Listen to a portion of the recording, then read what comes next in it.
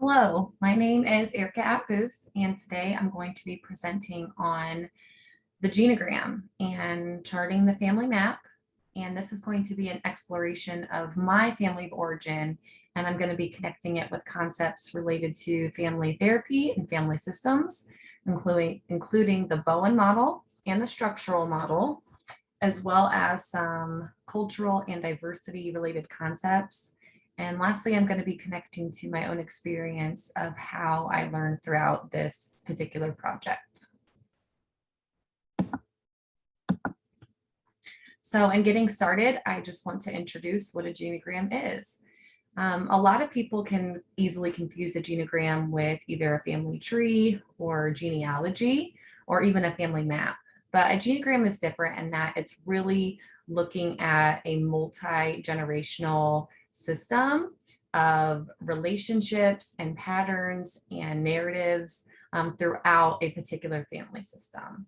And so here is just a brief example where you can see that there are multiple generations, and there's a lot of factors that we're going to be talking about today, including the relationships within this system, some patterns that were learned, and we're just going to explore this particular family of origin through multiple different lenses.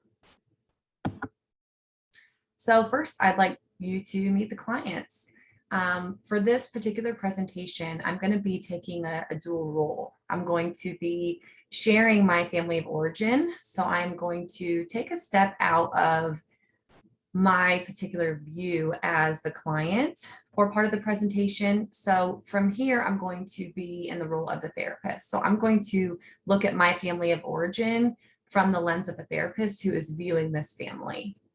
And I'd like to get started over here. And I'm going to start with the client, which is Erica. And as you can see here, I have made clients plural because this is a family systems perspective. So there's more than one client that's going to be involved in this assessment process. So this is the index client and her husband, Minor, who we're going to be focusing on today. But we're also going to explore the index client's biological parents, as well as her grandparents on both sides and their family background as well. So just in kind of introducing you more to the index client, we can see right here is Erica in the middle of the genogram. And we're just going to briefly introduce this family and kind of understand what some of these symbols and patterns mean and what they're referencing to. So here's Erica. She's an identical twin. She is the middle child. So she has an older sister, Amanda, and she has two half sisters as well. One, which is the daughter of her mother from a second marriage, and one who is the daughter of her father from a second marriage. So her biological parents are Rochelle and Wilson, who are divorced. They divorced the year that she was born. And up here, you can see Rochelle's parents. It's important to note this line here does mean that Rochelle is an adopted child. So she was adopted by Paul and Marilyn Fields, and her biological mother is here. And here's the little bit of information that is known about her biological bloodline. And then over here, we have Wilson's parents, Louise and Wilson, and each of their parents as well. So just kind of briefly looking, you can see there's a lot going on here. First glance, there's a lot of poor and distant relationships in the generational system. There's also some closer relationships and more of the immediate family. But again, we're going to explore those as we look through the lens of both Bowen and structural models. So as we get into looking at this family through the Bowen model, the key concept here is going to be really looking at the emotional connection and reactivity within this family. The Bowen model does look more closely at the multi-generational patterns. So as we look at these concepts, we're going to be looking at the emotional connection and relationships that are among the family going back through history as well. I do like this important note from Bowen as, you know, he really viewed the optimal family development came from a sense of self-differentiation, a lack of anxiety regarding the family, and healthy emotional contact with the family. So, in getting started, we are going to explore differentiation, which is essentially two parts. So self-differentiation is all about balance. And this means an emotional healthy balance within oneself, which is the intrapsychic. It's essentially a type of self-awareness, but it's also about this healthy emotional attachment among relationships. So that's more of interpersonal differentiation. And we're going to look at that on the genogram and see how this family has experienced differentiation. We're also going to look at some additional Bowen concepts within this family, including emotional triangles, sibling position, and emotional cutoff and fusion. So emotional triangles are basically three-person relationship systems. They usually, they're known, Bowen refers to these as really the most stable of relationships when you have three people in a relationship. And usually what's happening with triangle is that there might be some tension between two people, and a third person tends to come in and kind of help that stability of the relationship. Sibling position, this is a concept that really notes that you can kind of predict or understand some other relationships within the family, including marriage, as a result of where the person lies within the family and their sibling position. And then emotional cutoff, this is essentially a type of separation from a family, and it can be either emotional separation, so someone, disengaging or removing themselves emotionally from a family system. It can also mean physical separation. So we are going to explore that within this family, as you can see here, these key concepts, but we are going to pull them up on the genogram. So, and looking at first the differentiation, there is an important note here in where there are two individuals in this family who really have struggled with a lack of differentiation. And that is right here, the index client and her identical twin sister. So they have had problems in the past and sometimes still in the present, in which they really struggle with that sense of self and that emotional attachment that's more in balance from themselves and each other. McGoldrick and colleagues note that twins can really have a telepathic sense with each other. There's an intense emotional connection that can happen between identical twins, and these identical twins do have that. So there really is a struggle with some differentiation issues in this relationship. And this is to be noted that it also tends to go on down here with these two twins. So the index client, when she married her husband Minor, she did take on 3 children as well, his biological children, and 2 of those individuals are twins. So when we look at the generation system of the Bowen model, you can see here that this twin is now parenting twins. And so there's this identification that there's a lack of differentiation going on here. And now that the index client has awareness of this, she's really trying to bring that sense of differentiation between these 2 twins as she also works on her own relationship. Throughout the systems, there's really not a lot known about the level of differentiation in the history of this family. However, the index client does note that her mother did struggle with a sense of self-differentiation as well. And when she had anxiety or stress, this tended to really impact her daughters as well. So there are some key signs where there's some lack of differentiation going on between the mother, her 4 daughters over here, as well as within each sets of twins. Now, moving on to triangles within this family, there are several triangles that can be identified within this family. And once again, a lot of them are surrounded by the identical twins. So the twins tend to have a lot of 3-person relationships with nearly every member of the family. They have a relationship with their younger sister, their older sister, and their half sister as well, where there tends to be triangles. But as far as that kind of the dyad in which there might be some tension, these triangles seem to happen a lot surrounding their relationships with their husbands. So there's a triangle with the twins and Felicia's husband. There's also a triangle with the twins and the index client Erica's husband, in which sometimes the tension can kind of shift in the relationship, and these members will come in and either facilitate or support or just bring that stability back to the relationship.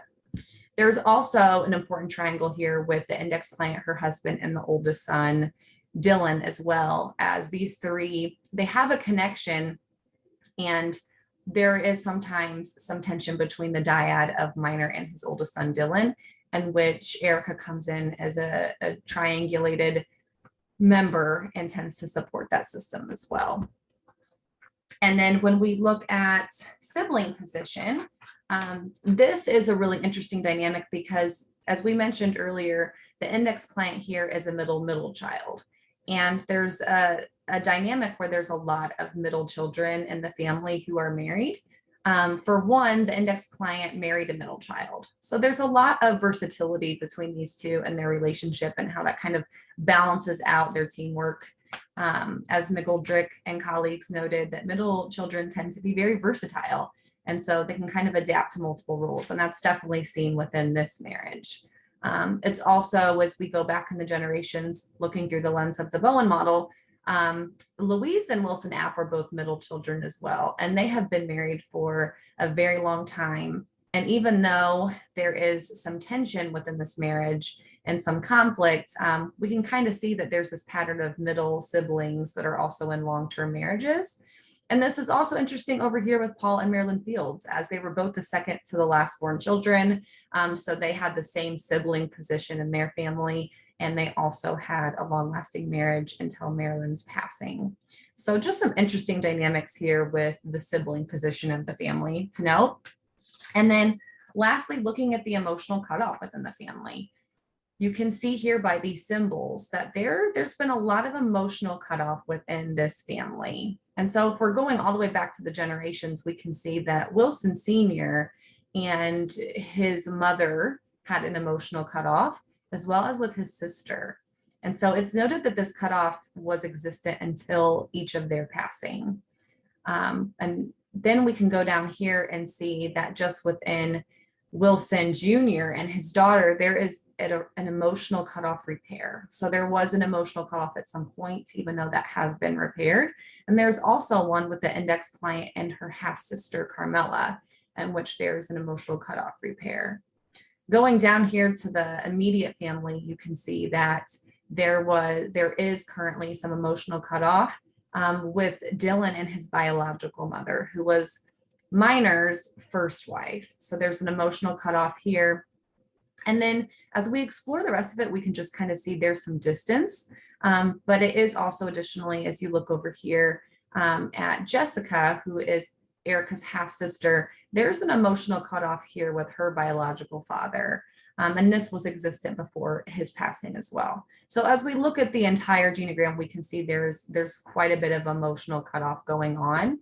And it's additionally important to note that as I look through a therapeutic lens here, emotional cutoff doesn't have to just be a lack of relationship. And so Erica here moved to Arkansas to be with her husband and her boys. But as a therapist, there might be a question here going, is this a type of emotional cutoff from her family system as she physically separated herself from the family? And even though she appears to have some close bonds, this would still be an area as a therapist that I might want to explore more.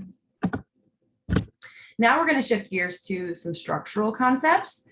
So when we look at a structural model, we're really looking at how the family is organizing itself. So we're going to look at more of the immediate family, the current generation, as well as maybe just the upper parental generation of the index client as well, because we're really looking at the current family structure and how this is impacting the family. So as we kind of explore this more, I think it's really interesting to know as we look through a structural lens that, you know, as there's a key here that Minuchin really focused on, which was that optimal family functioning in Minuchin's view was flexibility to the family structure through the family life cycle. So it's how is the family organizing itself, but it's also how is it reacting to the life cycle and how is it continuously reorganizing itself. So the four lenses we're going to look through from the structural model with this family are going to be subsystems, coalitions, boundaries, and roles. So subsystems essentially being a system within a system.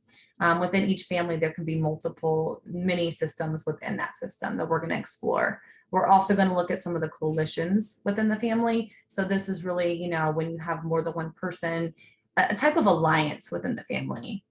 And boundaries, these can range from either very enmeshed or very disengaged. So we're going to explore some of the boundaries on the genogram with this family. And we're also going to explore some of the roles that are associated within this immediate family as a result of some of these other relationship dynamics.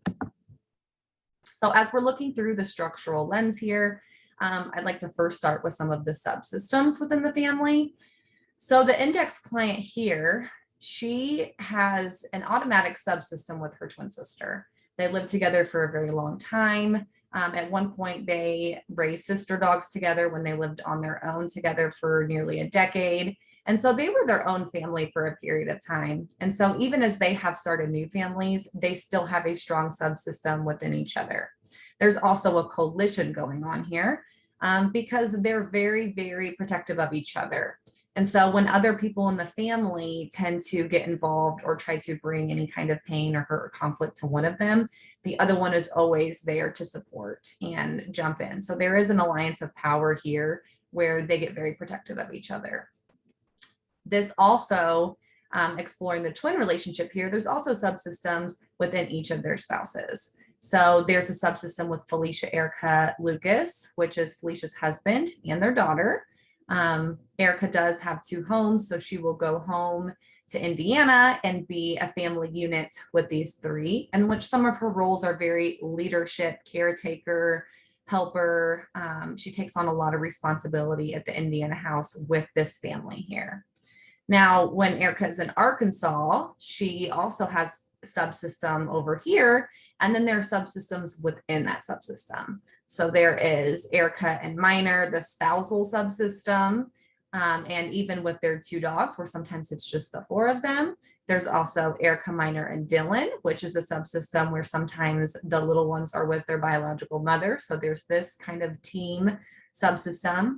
There's also a subsystem with Erica, Minor, and the 2 twins, where sometimes it's just the 4 of them. So there's really many subsystems within the system, just within this household as well. And some of the roles that the index client tends to take on in her Arkansas home and family is really leader and caretaker. The children really communicate that she's a leader in the house.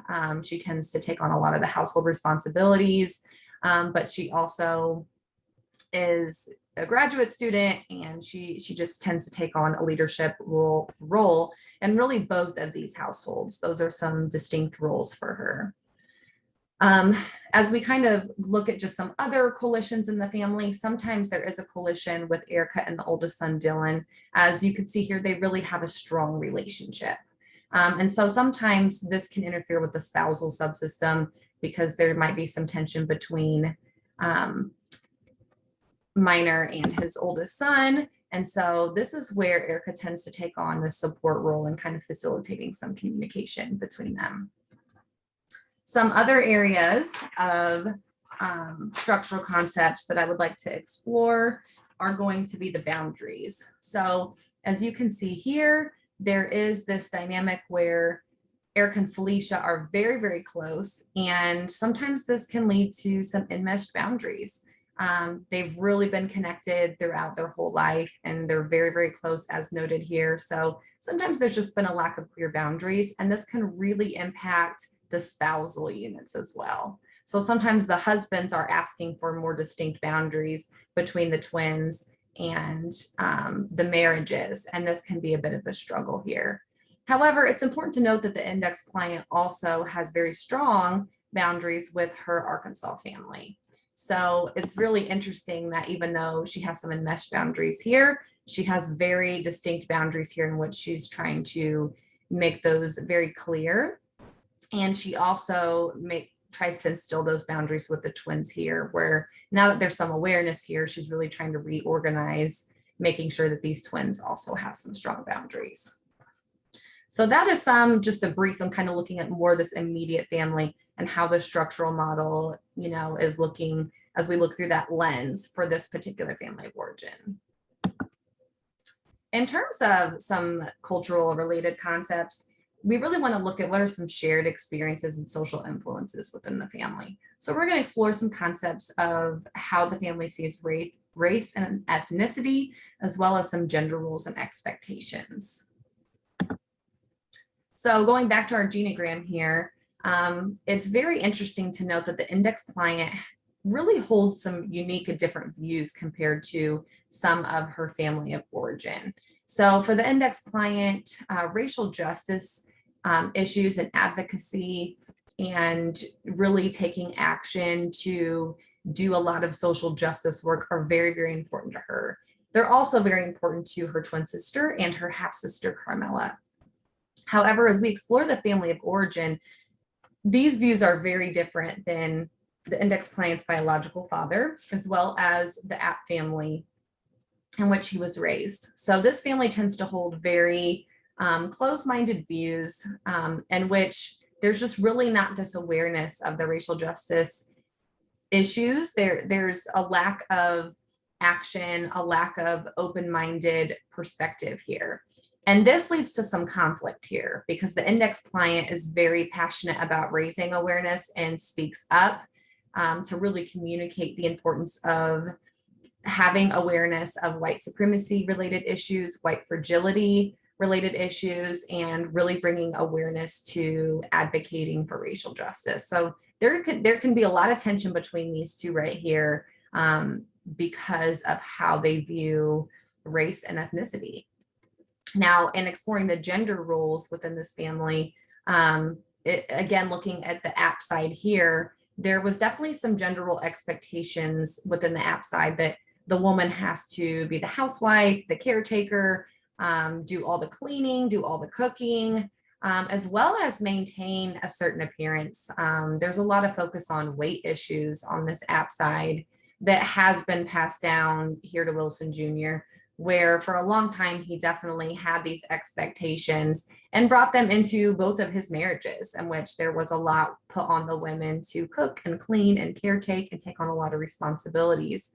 However, when he divorced his second wife and lived on his own, he's now taken on more of those roles. So there's been a little bit of a shift in perspective there.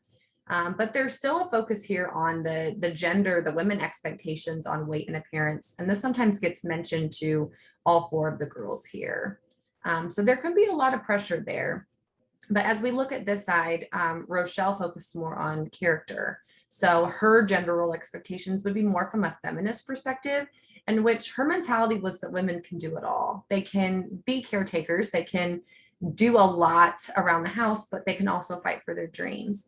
And they can work really hard to make things happen. And whether it be remodeling their house by themselves or fighting for successful careers and being caretakers and providers, Rochelle really demonstrated that women can do it all. So there's definitely a difference in gender role expectations within this particular family. And as we look more at diversity related issues, we're going to just look briefly at spirituality, sexual orientation, and socioeconomic status within this family. So spirituality wise, you can see up here, there's a note that Paul and Marilyn Fields were very, very about their religion and their spirituality and their faith. So with their Pentecostal background, this was really brought to Rochelle and her daughters throughout their upbringing. And you can see here that Marilyn was a caretaker for the girls as well during different periods of their lives. So it's important to note that faith was brought into the index client's life as well. And after Marilyn's passing, the index client really got distant from her faith. But as you can see through this multi-generational lens, she found a way back to having faith in her immediate family through her husband, Minor. So Minor has a very strong faith and sense of being very passionate about this. So this has been brought back to her life through this relationship. As we explore sexual orientation, it's important to note that down here, Jessica, which is Erica, the index client's half sister, married her partner, Bree. And this challenged Wilson Jr.'s beliefs over here because he actually did have a cousin, Ron, who did come out as a gay man. And Wilson really struggled with that for a period of time. However, Wilson does have a close relationship to Jessica and Brianna over here. And so this has really shifted how he sees same-sex relationships. And the rest of the family has been very open-minded to embracing this relationship. And it's been really neat to see how this union here has really shifted some perspective for Wilson Jr. also. And then lastly, as we look at the socioeconomic status of this family, it's a really interesting note here that right here in the biological bloodline, we have Donna, who got pregnant at a young age and gave birth to Rochelle and really had some financial struggles with that. And we can see here that there was some success with Paul and Marilyn. However, it's really interesting to look at biologically how this impacted Rochelle's financial struggles. So in terms of socioeconomic status, Rochelle really struggled financially as a young mom trying to raise her 4 girls. And so this pattern has been passed down to the daughters as well, in which all 4 of Rochelle's daughters have struggled financially during different periods of their life. The oldest, Amanda, is still currently struggling financially. And Felicia, the index client's twin, still does have some current financial struggles as well. And then you have the index client who has really worked on breaking that cycle, as well as her younger sister, Jessica. So there's kind of this 50-50 mix of there's still some socioeconomic struggles within the family. And also the index client is one of 2 to really break the cycle as far as education. So as she works on her master's, there's one other person over here in the app side, her Aunt Diane, who also has her master's degree, who has also become now a current stay-at-home mom. But the only other people in the family who have achieved a bachelor's degree have been the index client, her twin sister, and her younger sister, Carmela, which is also additionally interesting if we look at some of those factors related to racial justice, as you can kind of see this connection here between those 3 and their views and their beliefs and values. So moving along, just looking at some assets for looking at this index client and her family of origin, I'm now going to take myself out of the therapist role and really reflect on who I am as a student counselor. So looking at exploring my family of origin, I really see that there are some assets that my family has, helped me become where I think this will impact me and benefit me as a counselor. One being my sibling position. As a middle child, I can really see how I do have a lot of versatility. I can see how I have a lot of strength in just being able to see multiple perspectives, and really just have a deeper understanding from just that position alone. As well as some of the roles that I play in life. I think just that versatility and jumping into multiple roles as leader and caretaker and serving my family, I think that will also benefit me as a counselor. But I also think that as I explored my family of origin, I can really see these patterns of understanding mental health and how it can impact family systems. And I think this is a huge asset to me as a counselor, as I can really have this understanding of how mental illness and mental health can really impact individuals and families, and just have a deeper understanding as I become a counselor working with other families. Now, on the other hand, some challenges that I do see is that there is a lot of trauma within this family. There's a lot of poor relationships and a lot of emotional cutoff. Some of the trauma that is noted is that I have experienced childhood abuse. My family does have a history of substance abuse and mental illness. And so there's a lot of factors here where I can see that as a counselor, there might be some triggers for me. I might, for example, have a child that I'm counseling that might be experiencing childhood abuse. And this could cause me to over empathize or not be able to focus clearly on some of the other issues. I don't want to develop any bias in that situation, but I can see where I might become protective of the child. And so as I become aware of these challenges and looking and reflecting on my family of origin, I think it's important to really follow all that I've learned ethically. And as Corey and colleagues know, there's this really big key here on being aware of any transference and countertransference issues, and making sure that when that happens, that I am seeking my own counseling, that I am also seeking consultation or supervision whenever I am faced with any of those ethical dilemmas. So I think for my own healing, just continuing my own counseling journey, being aware of my own mental health, but if any of these issues arise, just making sure that I'm reaching out appropriately. And briefly, I'd just really like to share what I want the next generation to know.